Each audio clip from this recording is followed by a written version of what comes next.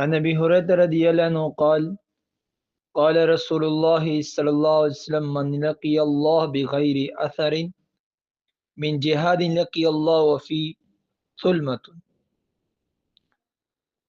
ترمذی شریف کا حدیث مبارک ہے.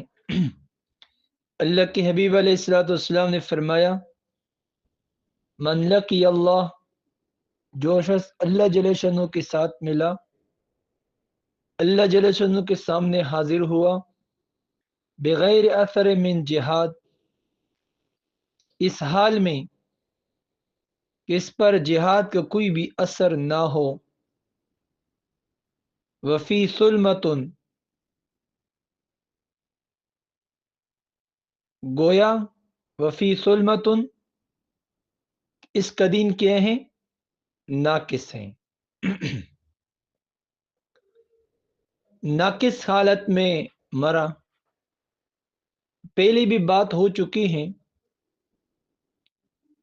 کہ جو بندہ، پہلے حدیث گزر چکا ہے کہ جو بندہ اس حال میں مرا کہ وہ اس کے دل کے اندر جہاد کا جذبہ بھی نہ تھا، تو یہ بندہ منافقت کی ایک سلم پر، ایک منافقت پر مرا.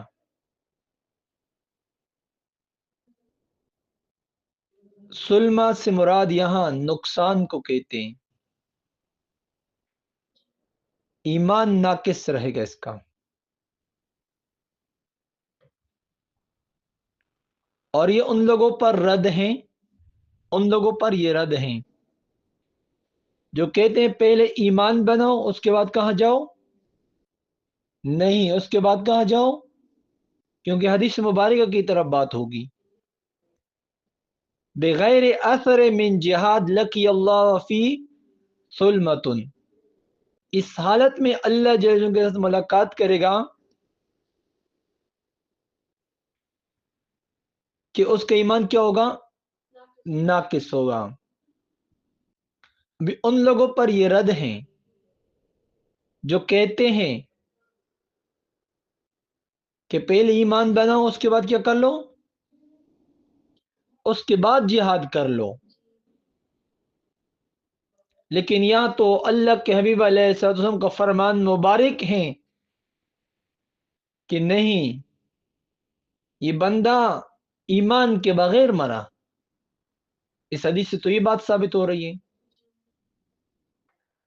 یعنی جہاد کے بغیر انسان کے ایمان بنتا بھی نہیں ہے. وفی سلمتن،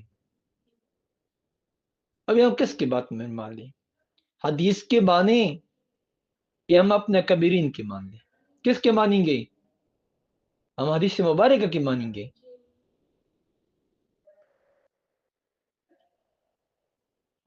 واقعی اعتبار سے جہاد میں انسان کا ایمان بنتا رہتا ہے. باہر کی